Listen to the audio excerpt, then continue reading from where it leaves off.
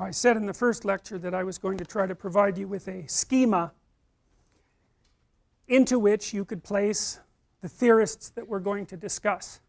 And it requires going down deep to do that. And there are presuppositions. My presupposition, and this is a psychoanalytic presupposition, it's predicated on a poetic tradition, I would say, on an ancient tradition. I learned most of it from reading Jung. It was Carl Jung that helped me understand that we're nested inside a dream, that we have to be, because we don't know everything.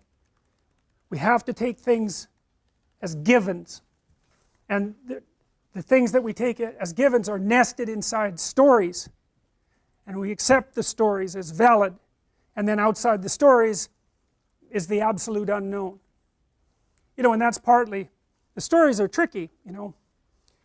One of the classic stories, it's a variant of the Jonah story, I would say, is St. George and the Dragon. And that story was represented during the Renaissance and during medieval times thousands and thousands of ways. It's like the story of St. Patrick who chased the snakes out of Ireland. Same idea. And the typical St. George story is The Hobbit or Harry Potter. So in the second volume of Harry Potter, correct me if I have any of these details wrong, you remember there's that snake, the basilisk. So there's this magic castle, right? You guys have no problem with that. Magic castle, no problem. There's an orphan, he's an orphan, he goes to the magic castle to learn how to be more than normal, right? The Muggles, he has a Muggle family. We're not too happy with the Muggle family.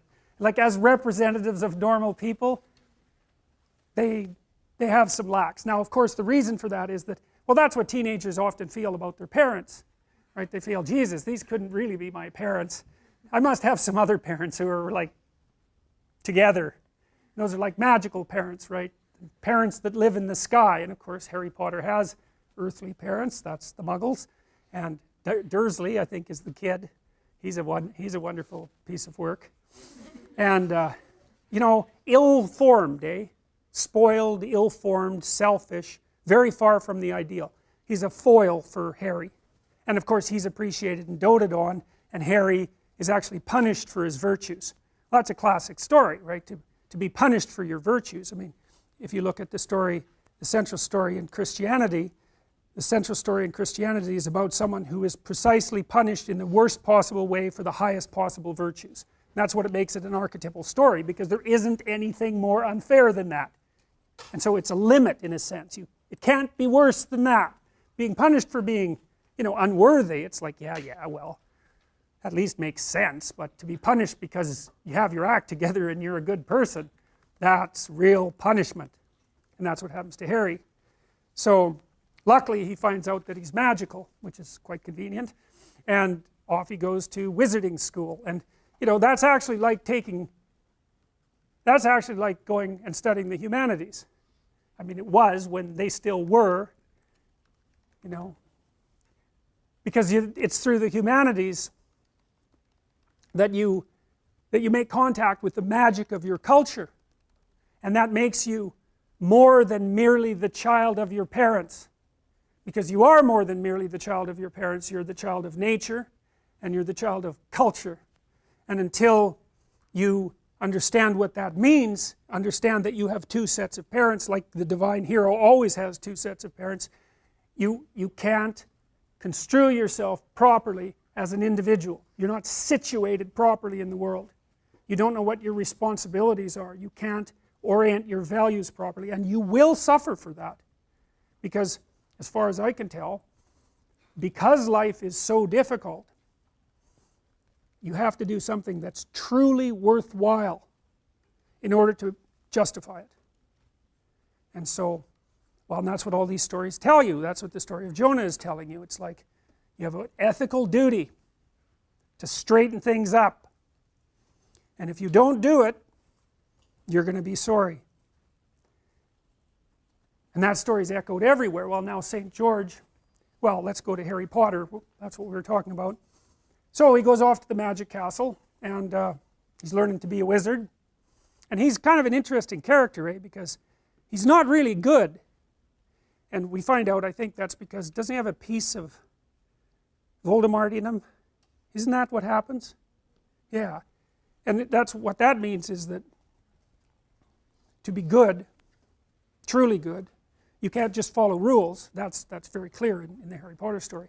And you also have to be able to understand malevolence. And in order to understand malevolence so that you can withstand it, you have to understand that part of you that's malevolent. Because if you don't, you're naive.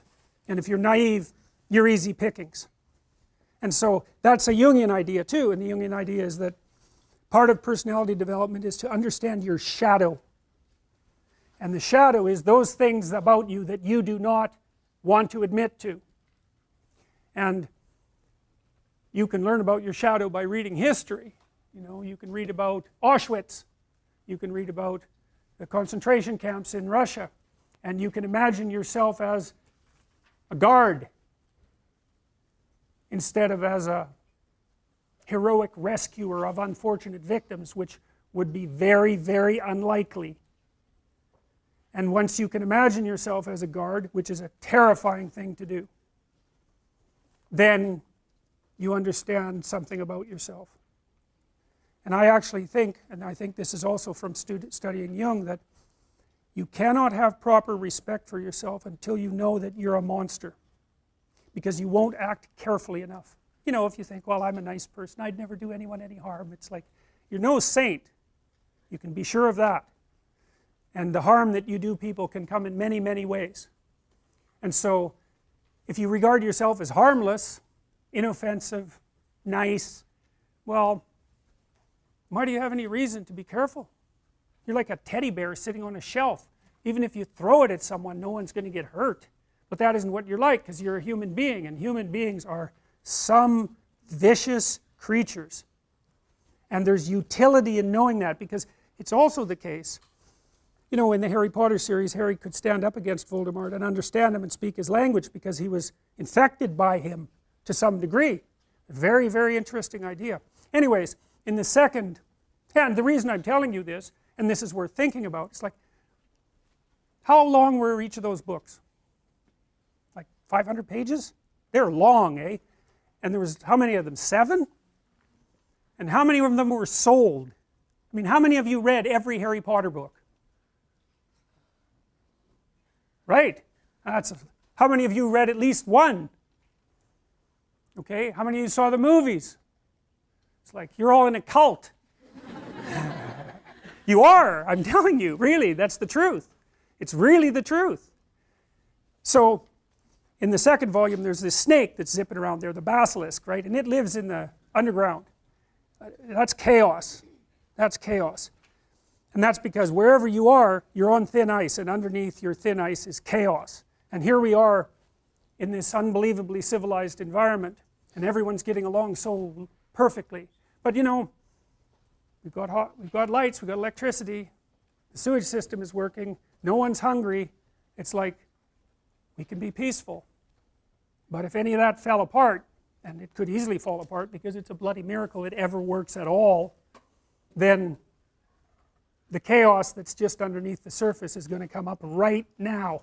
And it's useful to know that, because it makes you properly grateful. If you really understand it, it makes you properly grateful for the bloody miracle that it is that you can be here in peace. So anyways, there's this snake that's underneath the surface, and it's, no joke, that thing. It's big, and it's ancient. It's always been there. And what happens if you look at it? It turns you to stone, right? It paralyzes you. Well, that's the Gorgon, that's Medusa, the woman with the head of snakes, and if you look at her, it paralyzes you. Well, what does that mean? Well, you're walking through the jungle, and a big snake appears. What do? You freeze, and no bloody wonder, because you're a prey animal, and that's what they do when they see things that are going to eat them. And so, the snake, well, lots of people still die from snake bite. And our ancestors were, and I mean our ancestors like, tens of millions of years ago, when they were living in trees and weren't very big, they made a nice snack for a snake. And there's a woman named Lynn Isbell, who's an anthropologist at UCLA, who's correlated the presence of carnivorous snakes with the acuity of primate vision. And what she found was that the more snakes around, the better the primates could see. So, and we're particularly good at picking up patterns like snake camouflage in the lower half of our visual quadrant. You know, and people generally don't like snakes. You can learn to handle them, but no, snake fear appears to be innate. It's innate in chimpanzees, and it tends to increase as you age rather than decreasing. You can overcome it, but, well, my daughter had snakes, and one day her snake bit her. It was a fairly big snake, and she hadn't paid attention to it for a while, so it nailed her. And from then on, she had very difficult time grabbing the snake. It was like bitten once, you know, shy permanently. She also told me years later, she had nightmares about snakes all the time when she had a snake in her room. It's like, you know, and I think it was probably the smell. So, anyways.